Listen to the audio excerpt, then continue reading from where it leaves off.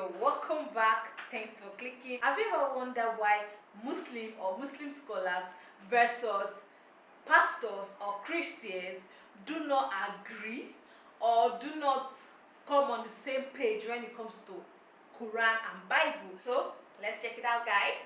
I remember the first time I took an imam deer hunting in East Texas. That's right, you heard it right. I took an imam deer hunting in East Texas. He had visited my church because we were having a special event. He heard me talking to one of my leaders, how that I was going to go deer hunting with him, and he said, "Bob, I've never been deer hunting. Would you be willing to take me?" And I looked at him and I thought for a minute, and I said, "Zia, I would, but if you go dressed like that, running through the woods with a 12 gauge in your hands yelling Allah Akbar, we're all going to die. If you're willing to put on a t-shirt, slick your hair back, speak with a Mexican accent, I'll take you." So I took him and we had a blast. Wow. My life has been changed radically by all the friendships that I have with Muslims and imams and Jews and Buddhists and other people. But it happened because I learned to be friends with them. I'm Bob Roberts, pastor of Northwood Church, right outside Dallas, Fort Worth, Texas, speaking for the Emir Stein Center, answering the question, why do evangelicals dislike Muslims? And that may sound like a negative thing, but I'm sorry to say it's true. As a matter of fact, our own research says that 57% of evangelicals have a negative view of Muslims. The only group who has a worse view? Evangelical pastors. Now, what does that mean? It means evangelical pastors from pulpits and how they come across are the primary people who are spreading among evangelicals negativity. It has to stop. Why is it we evangelicals struggle with Muslims? Let me give you 3 reasons. Here's the first one. We don't know any. We simply don't know any Muslims. We do a thing at our church every single year where hundreds of Muslims come and Christians, and we have a table where you can sign up at the end of the service and at the end of the eating time and go to a Muslim's home, or they can come to a Christian's home, and we get to know one another.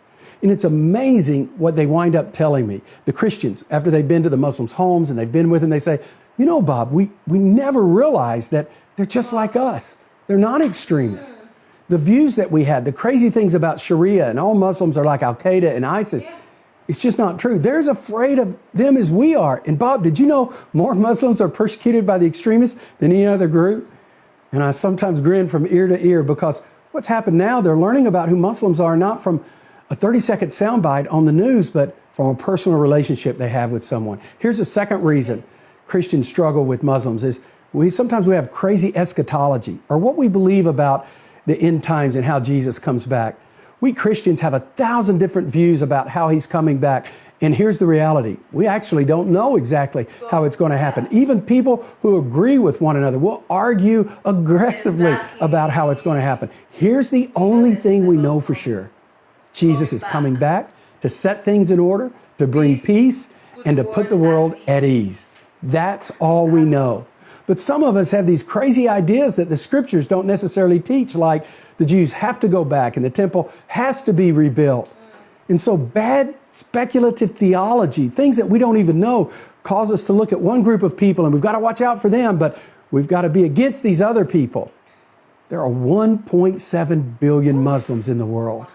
I don't want speculative theology, things I don't know for sure, to get in the way of me having a relationship with them and being able to live the life of Jesus and share the good news of Jesus because I look at just one group of people. Do we love the Jews? Sure, we love the Jews. But we equally love the Muslims and the Arabs and the Palestinians and everyone else. Crazy theology makes us do crazy things. Here's the third reason. I would say that Christians don't like Muslims. And this is going to be tough, but it's true. It's because we've rejected the gospel of Jesus. Bob, what do you mean we've rejected the gospel of Jesus? We're Christians. We believe in the authority of the scriptures and what Jesus did. That may be true. But the reality is, when we don't do what Jesus says, we've rejected the gospel. And what is the essence of the kingdom of God? It's love. So what does Jesus say? Love God, love one another, love your neighbor, love your family. Jesus even says, love your enemies. In other words, no one's left out. We should never dislike someone. We should never hate anyone. We've been commanded by Jesus to do only one thing, love. Jesus said this, "Greater love has no man than this, than to lay down his life for his friends." I remember one time going to Afghanistan to visit a friend of mine, and that friend's dad was killed by some people in the country.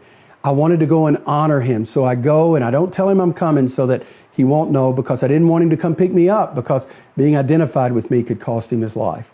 I get off the plane. Who's there to pick me up but my friend Umar?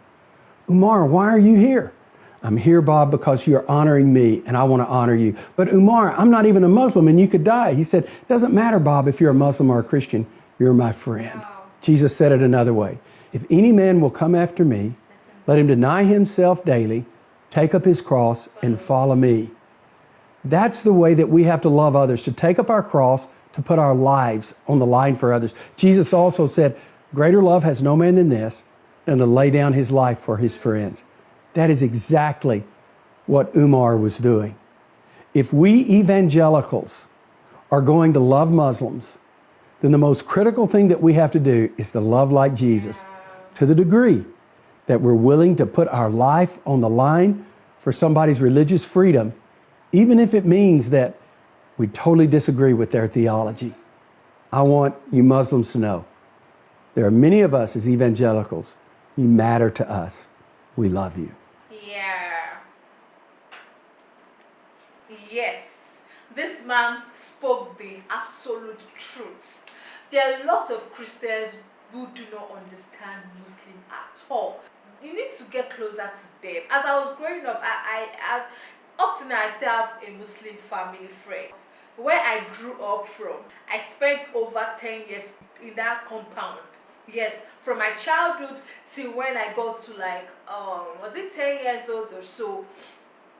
Yeah, till when I got to 12 years old, before we actually packed from that house. And almost all the neighbors are Muslims. The landlord is a Muslim.